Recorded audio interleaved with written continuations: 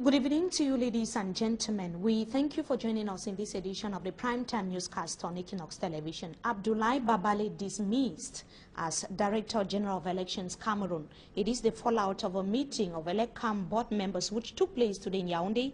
The meeting, chaired by Eno Abrams Egbe, outlined what they described as heavy crimes committed by Abdoulaye Babale, which violate Section 2 of Article 25 of the Electoral Code in Cameroon. The board members cited the tense atmosphere amongst ELECAM workers in an electoral year and the repeated absence of the Director General in meetings organized by the board chair, and added that the image of the institution has been at stake as a result. Abdoulaye Babale is being dismissed on the eve of presidential election in Cameroon. His last outing was here in the economic capital Douala, as we can see on our screens, precisely on Wednesday, where he assured that all is well within the institution and that ELECAM was combat ready for upcoming elections in the country. Abdoulaye Babale was appointed on July 2015 to replace Mohamed Sani Tanimu, who equally was in constant conflict with the then board chair of Elections Cameroon, Samuel Fonka Azu. We shall be coming back to the last excerpt that was conducted, interview that was conducted to Abdoulaye Babale, that was here in the economic capital Douala. He was talking about the atmosphere at Elections Cameroon. Let's hear him in the following interview. To gather the results of different registrations in the 4 regions gathered here. Up till May 18, 2018, respectively, 70,463 electors for the Liberal region, 17,207 electors for the Northwest, then 30,625 electors for the West, and finally 8,816 electors for the South-West region, representing a total of 127,111 electors nationwide registered since the beginning of registration process this year.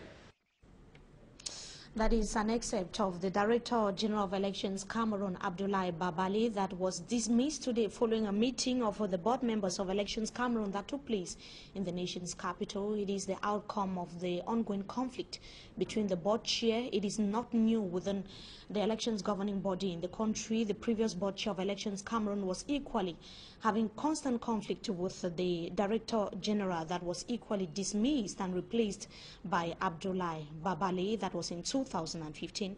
We, of course, will be telling you more on that in our subsequent newscast. On to something else. We take you now to the military tribunal, still in the nation's capital, Yaoundé, which is heavily militarized, as Mancho, BBC, and other detainees of the Anglophone crisis await verdict in the case pitting them and the state of Cameroon. The Anglophone activists arrived at the court this afternoon, few minutes to 4 p.m. when the session was due to begin. It should be noted that yesterday, the defense lawyer, Barrister Emmanuel Sim, told the judge of the military court to use her conscience and to be reasonable with the detainees of the Anglophone crisis. He said that Mancho, BBC, and co. are not guilty of terrorism. They are simply fighting for a better future and urged the court to put the future, not to put their future rather into jeopardy. Barrister Louisa, that is one of those defending the detainees of the Anglophone crisis, told the court to take into consideration the social status of the refugees, or rather the Anglophone detainees.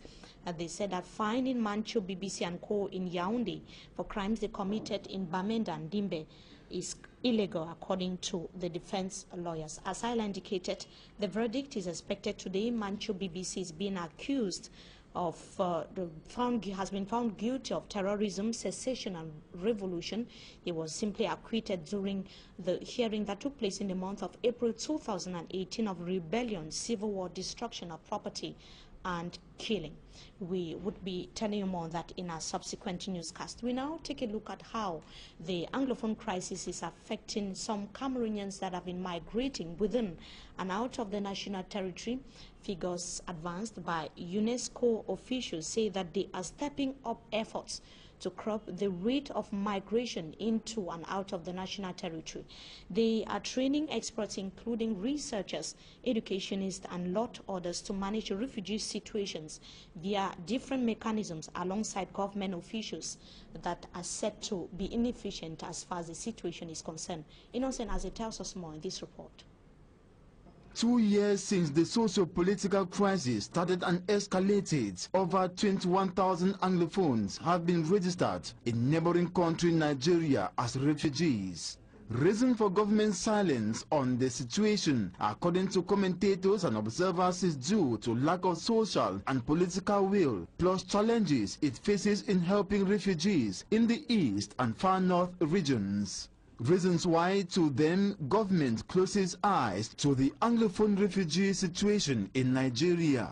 Vous voyez qu'avec les crises sociales, Dr. Helen Manka Ntonifo, inspector in the Ministry of Scientific Research and Innovation, says government needs to adopt adequate mechanisms to manage the mass mobility of Cameroonians in and out of the country to seek refuge. On doit avoir un mécanisme de gérer ces migrations. The uncomfortable situation has been a preoccupation to the United Nations Educational, Scientific and Cultural Organization, UNESCO, that has been at the mercy and service of displaced children. Les questions de mobilité, migration. To UNESCO officials, Cameroon's unreadiness towards social transformation of these refugees rather brings negative impacts on the nation. Pour la première fois, nous mettions un focus sur ces questions de mobilité. Focus of this gathering grouping researchers, educationists, and a host of other experts as participants is to curb the frequent mass mobility of persons into and out of Cameroon as asylum seekers. Nous sommes amenés à former un vivier d'experts. This will be achieved when these participants must have been trained and integrated to work hand in glove with government. Donc les chercheurs, les experts, les académiciens sont là. It is highly expected that the migration rates of influx of people, despite the Anglophone crisis, will drop at bottom level when these control mechanisms are put in place, same to the far north and other regions of the country. And traders at Marché du Global here in the economic capital Douala are buying and selling in field. We take you to that area that is situated in Bepanda here in the city of Douala, where the population is blaming the government delegate to the Douala City Council and the company in charge of waste management in the country. Once again, Innocent Aze.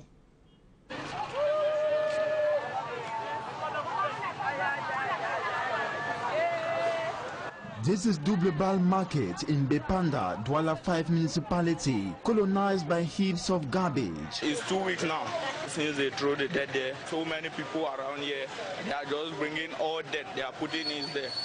Yesterday was not like this, but today is really unimaginable. It's too much. Traders are now using nose marks to consolidate their business positions around the decayed heaps of rubbish that have created artificial mountains in the core of the market.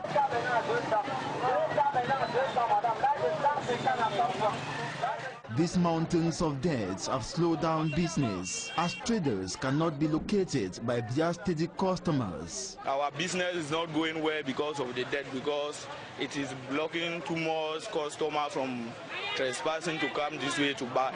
So I can say that this country, I don't even know where they are leading us to. Meat and juicy fruits like mangoes are visited and contaminated by houseflies. It's even giving sick to so many people around here, and even us that we are selling here. Circulation of vehicles, motorbikes and persons in and out of the market is not flexible. Blame suits of this phenomenon has been worn on some Douala 5 council personnel and residents who now use the market as their garbage dump sites.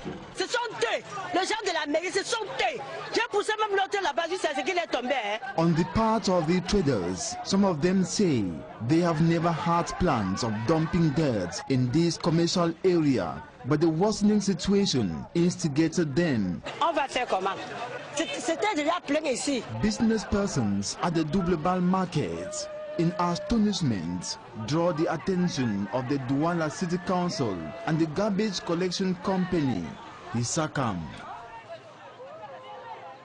Innocent Aze, they're reporting about the difficulties of traders at Marché Double here in the economic capital Douala.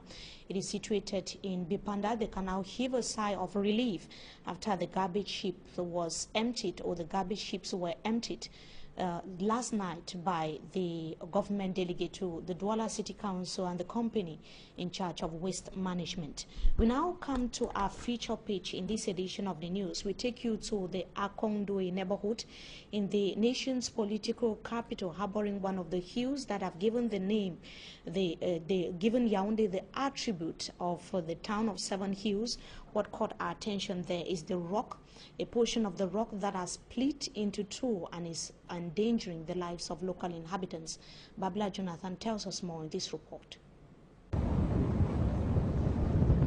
It can be seen from a distance, but the journey to the natural feature that attracts every attention and has been in public discussions in Cameroon's political capital, Yaoundé, is an uphill task.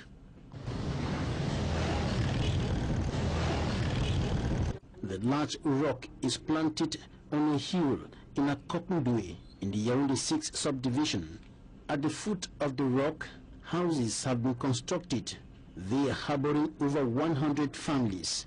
Some were born here and others have been here for decades. They are not worried about the looming danger. There were trees there, up here, all over here, even in front of this door, there were trees there. So when we bought our plot, we cut the trees that were there. After some time, we discovered that there was a stone there. So we went closer to the person whom we bought this plot from. The person told us that there is no problem there since they were born. That stone was like that. That they used to go there and fetch firewood. They used to go there and hunt. That's what those people told us. Even there's one grandmother here that she's always here. She used to tell us that there's no problem on that.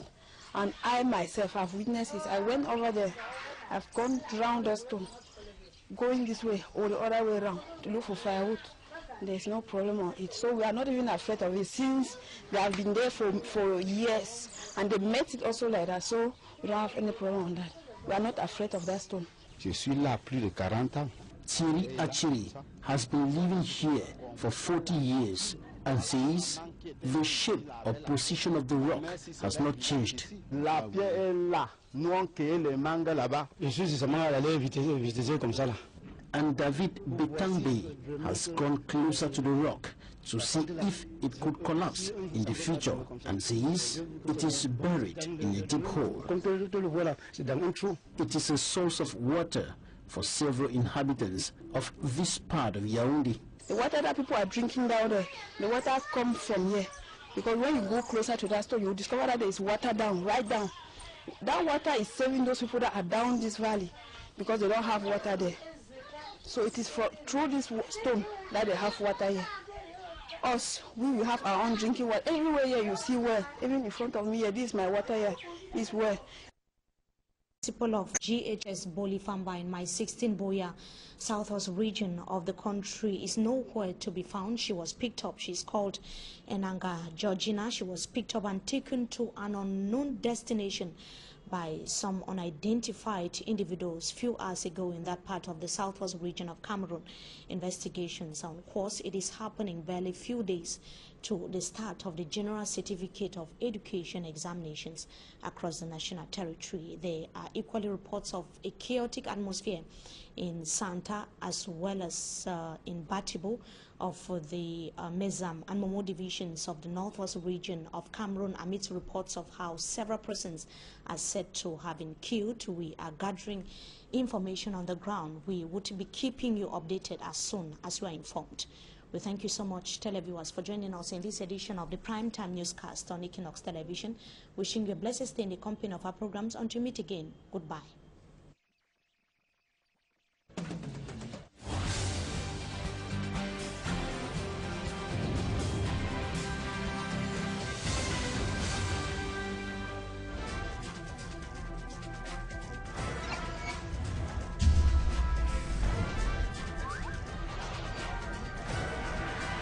Equinox Télévision, au-delà de l'image, nous rendons compte.